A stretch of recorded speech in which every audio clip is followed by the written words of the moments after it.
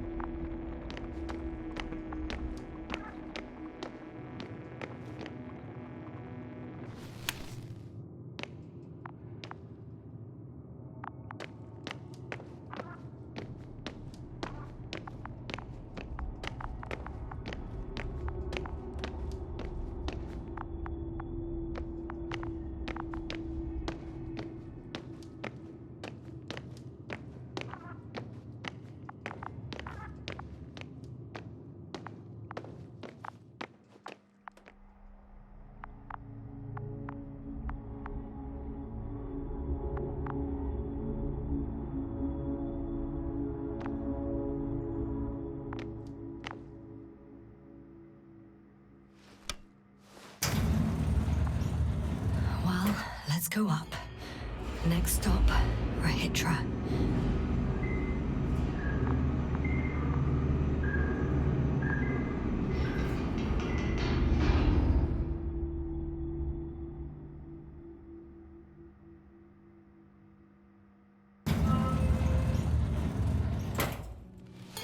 Okay.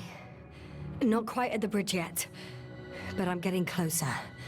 Much closer, Rahitra.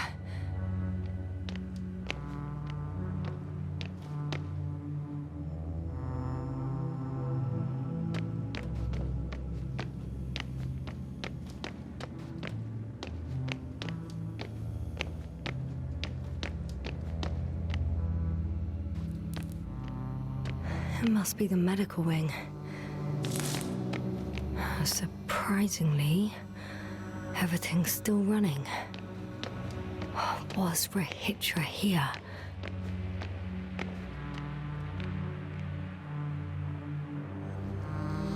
Different sections. Different elevator cards? They really overdo it with the security measures around here. I guess I still have some time to look around.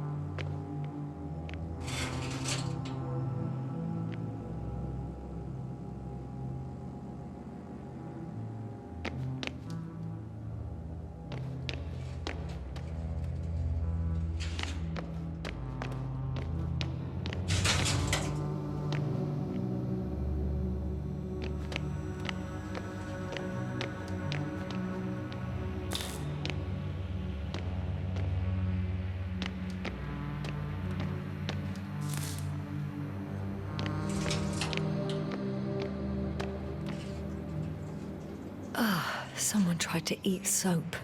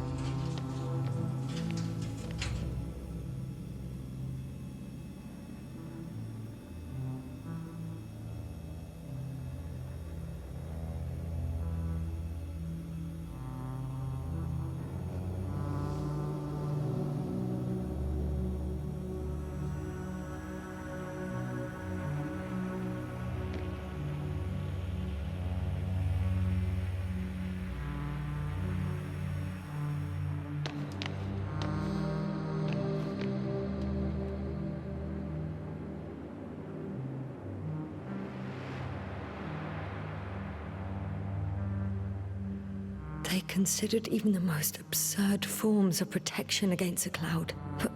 And I don't blame them.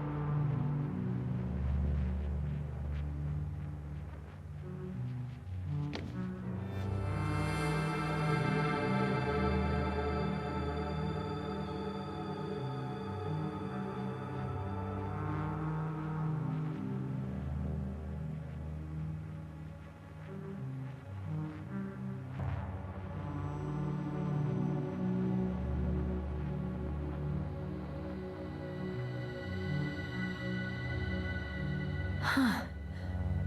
Is that why the flies didn't wipe out all of my memory? Because I fell into a natural stupor. It makes some sense, I guess.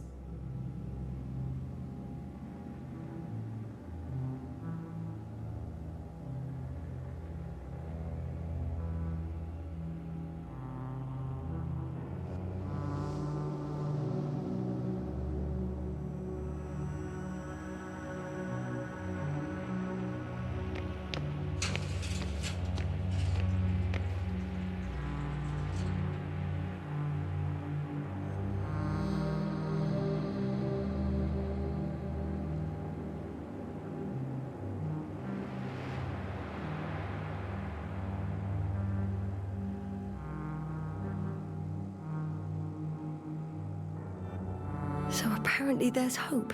We can... No. Wait. The memories won't come back. So much for the hope.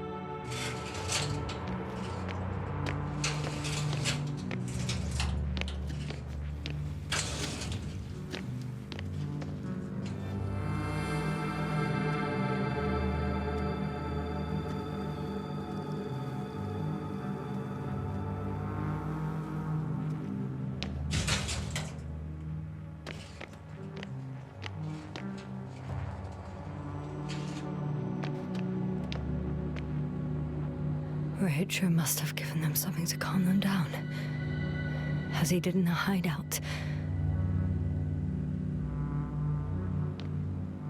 Huh. This soporific could be useful, although I prefer not to have to use it.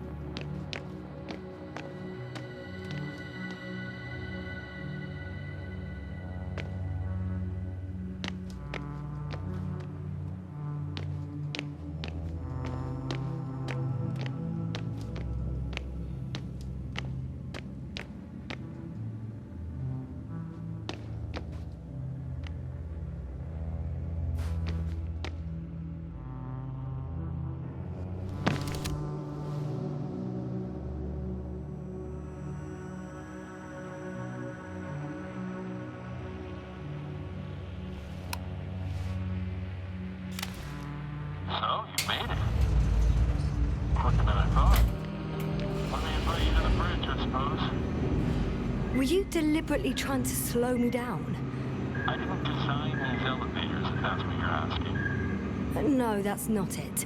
You can clearly control them, but... Never mind.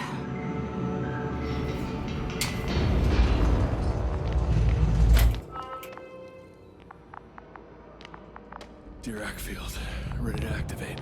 Spherical thrower. Rahitra! Here.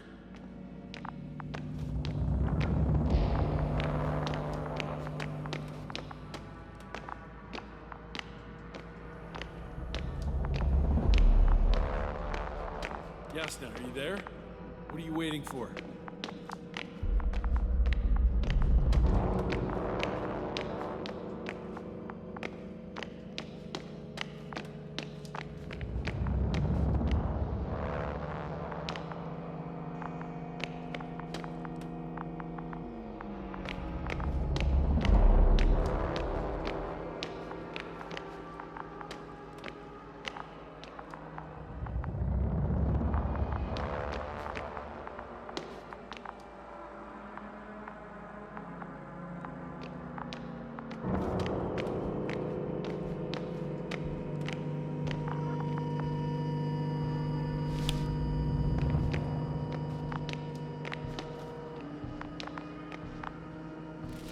Now that you're here, why don't you help me?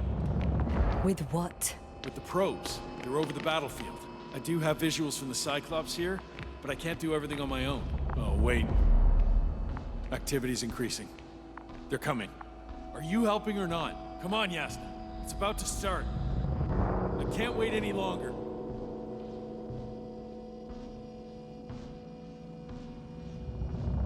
No. You're on your own. I'm gonna call my commander. Fine, suit yourself. Just don't disturb me.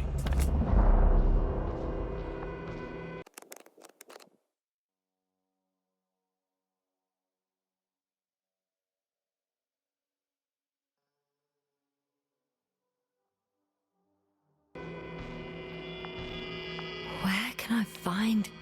You can handle it.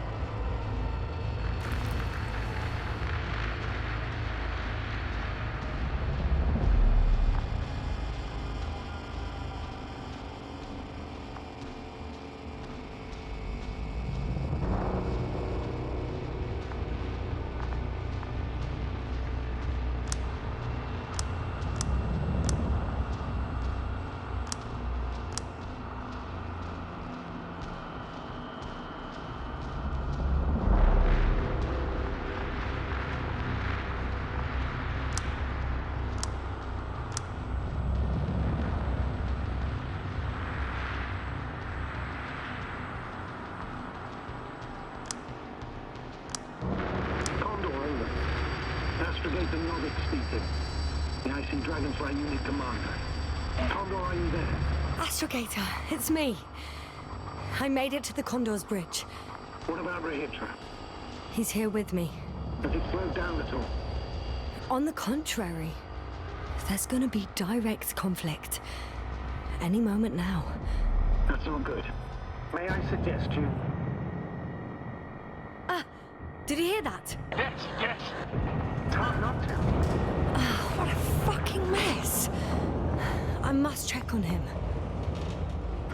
Copy that. Awaiting contact.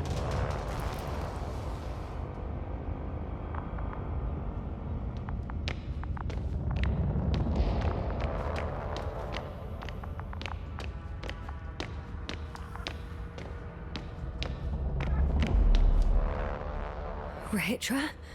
What's going on? I don't understand. It was going so well. Is it over now? The field held? It got so many of them. It's gone completely mad. Now it's wandering around aimlessly. Sounds familiar.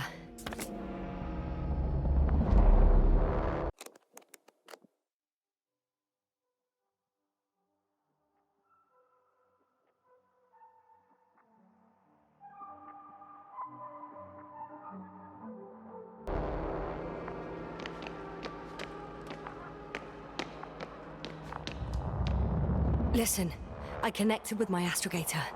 We need to talk about what's next. I won't leave it like this. I guarantee you. Rahitra, your men are on their way here. On the Invincible.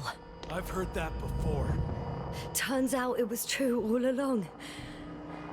They're flying here. Do you hear me? We'll sort everything out. So, Horpak is flying here with company? What an honor. And when will they arrive, if I may ask?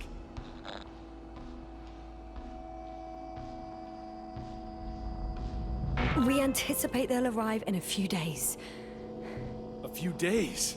That's a lot of time for me. I realize. We'll come back to that. Let me go back to the radio. I'll return soon.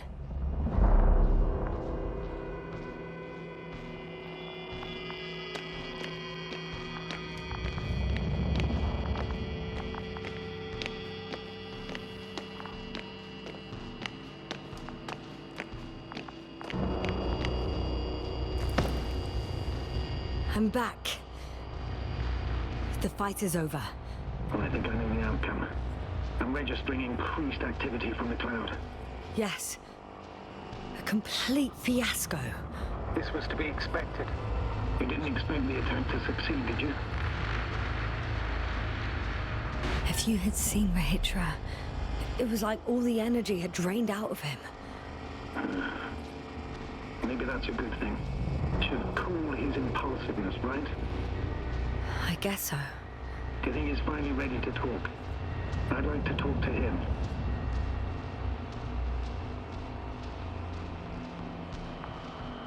Okay. I'm switching you to the bridge. He should be able to hear you now. Hello, Condor. This is Astrogator Novik, commander of the IC Dragonfly ship. I repeat, this is Astrogator Novik to the crew of the USCA Condor cruiser. Please come in. Could you stop with all these? Rohitra, Engineer Rohitra. Among our crew, I'm the last man standing, so to speak, which I guess makes me commander. Who would have thought? In that case, I'm making an official request to join our forces, to prevent the danger that threatens both sides. Oh, enough, Novik.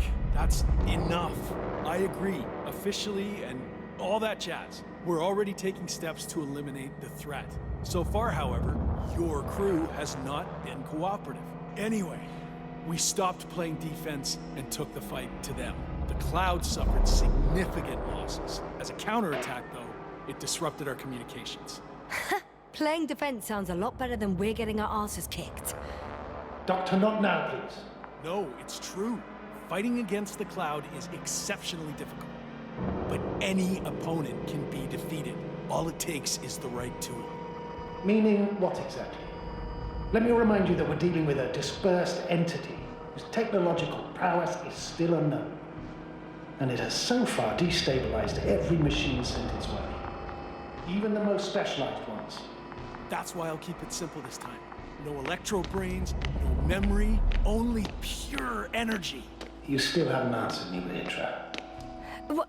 A nuclear weapon? Seriously? Damn right. I won't leave all this unresolved. How many warheads do you have? 54. From 30 kilos to 100 megatons.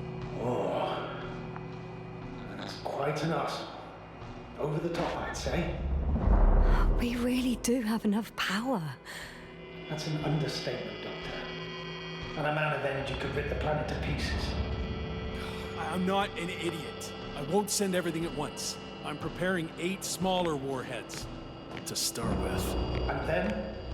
We'll see. Are you sure this is a good idea, Rahitra? Listen, Yasna, I know how it must look to you. A hot-headed guy from the Alliance who wants to use nukes. But put yourself in my shoes. I have 24 hours tops of complete situational awareness. I'm taking action here and now based on my best judgment. I don't know what will happen later. Where will I wake up? In what condition? So I'm going to avenge my people before that happens and ensure the safety of those who survived. They all deserve better than this. I know you understand. You're like me. You would do anything for your crew.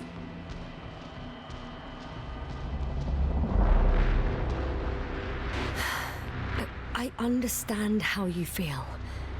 But you can't approach this problem in terms of revenge. We are dealing with creations of necro-evolution. Dead evolution. Probably non-sentient ones. Taking revenge on the cloud is like... Whipping the ocean for sinking a ship? Exactly. Like Xerxes. We won't gain anything from a mindless attack. On the other hand, knowledge about these creations may turn out to be crucial in helping their victims.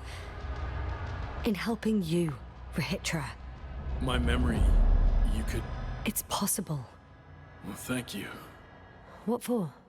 I haven't done anything. For reminding me of my mom. But as long as the cloud is a threat to others, my condition comes second. You, Rahitra, are still reasoning as though we were standing face to face with a thinking opponent. What if these beings are not our enemy at all? Oh, good one. Are you forgetting how many of us they've already killed? I will never forget Rahitra. Still, I can't help feeling that they operate without any strategic plan. They attack from one incident to another. They're non-sentient, as the doctor put it. So what, they're stupid? And that's why they can't be hostile? It's absolute nonsense. Well, it could be. Yes, what do you think? They're not stupid or hostile, but rather programmed to react. To radio waves, to brain waves. How? They're breaking down communications. To thwart the exchange of information. So... they see no difference between a man and a machine? They take our brains for transmitters. That's why they're attacking us? Exactly. Wait, what species are you talking about? Dr. Yassin found various traces of conflict, lasting for hundreds of thousands of generations. Oh, they certainly competed with the local fauna. We've seen fish that evolved to sense electromagnetic fields. And underground, I found fossils of lizard-like reptiles. Some of them must have been predatory. Well, I find it hard to believe that any prehistoric reptiles would possess our level of technology, not to mention an arsenal. Well, they wouldn't have. But there were other machines here as well. Other machines? I don't buy it. It's like some robot fables. No, Rachel, these are no fables. We have gathered evidence for this. How did these machines even get here? Who built them? Our cyberneticist had a hypothesis before he lost consciousness. About the Lyrans. Yes, that one. Lyrans. It does ring a bell. Wasn't there a book about them? The Kremlin's monograph.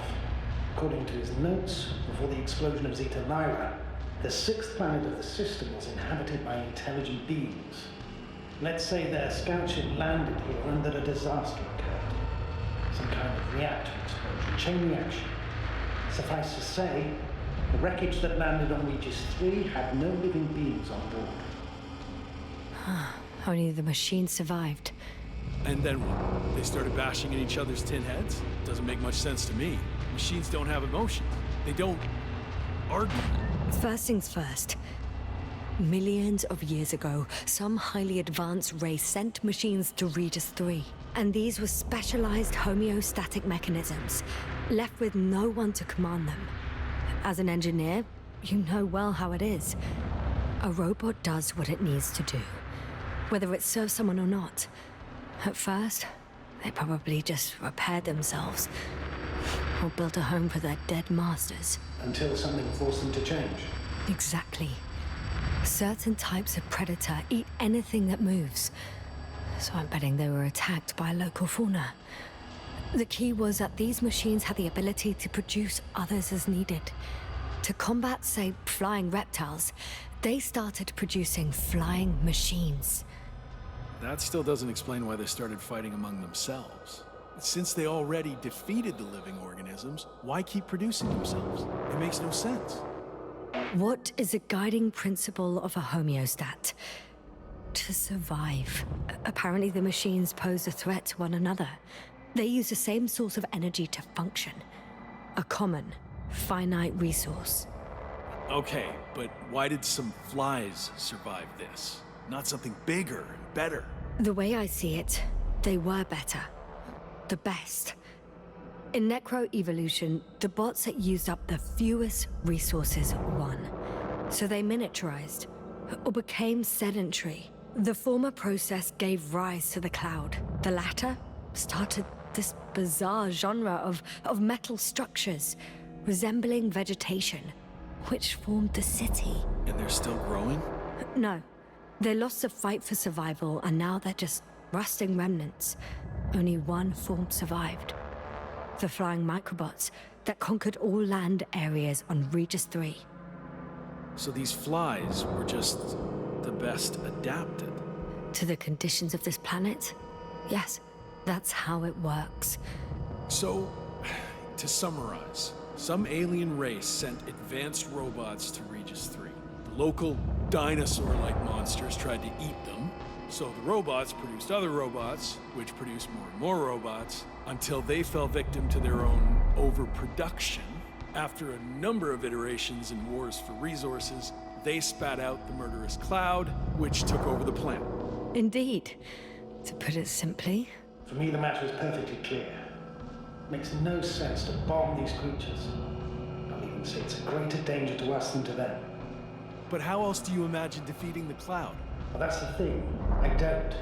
It's invincible. Yes, sir, do you agree? Well, Yeah, I very much agree. Another attack would make no difference.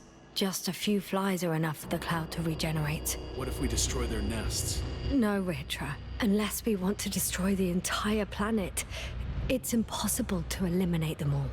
And even then, there's no guarantee they would die in space. After all, the flies need no air, water, or food, only solar energy. But what else can we do, if not attack?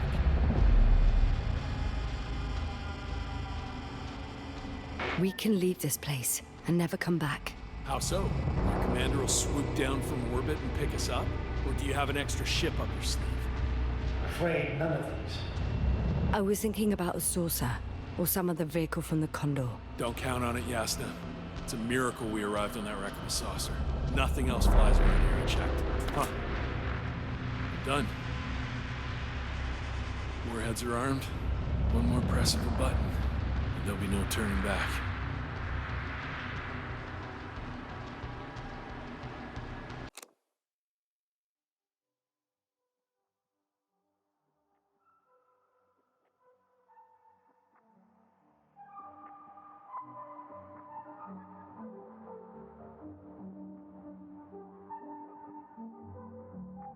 I can't. That was close.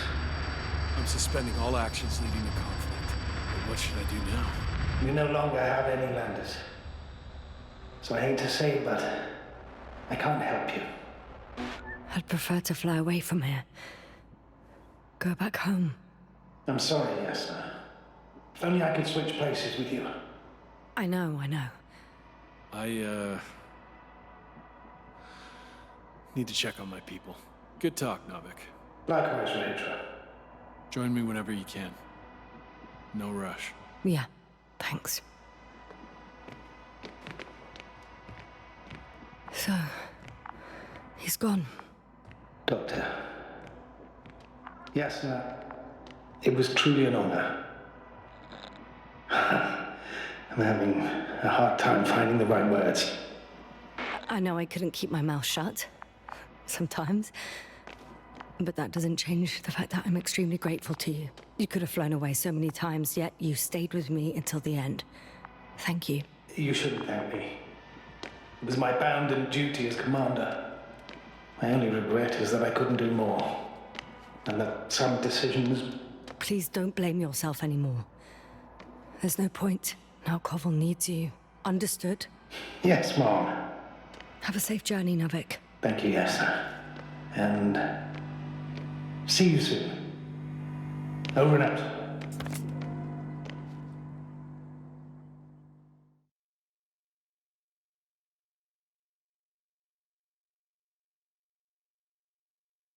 Are you sure?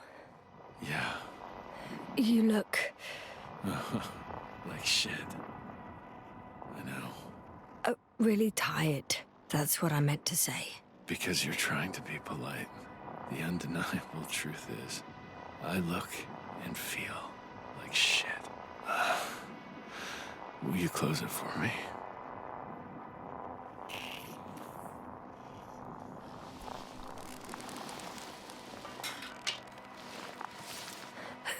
Of course.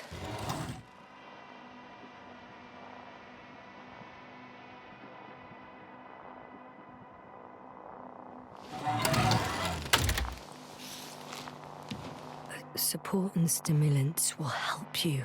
I won't sleep. I can't. You know that.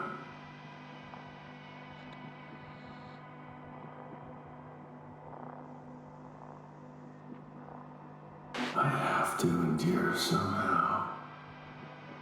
It won't get to that. Because I'll tell you everything all over again. No, yes, no. I know all too well. I won't believe the cloud can't be defeated. Or help you convince the Invincible's crew you're innocent. You'll end up in custody, and they'll just repeat our mistakes. It's a strange feeling. Remaining conscious in the hibernator. You clearly haven't visited the infirmary often. This is a standard procedure for a long recovery. Will you take another look at Landor and Spluskas?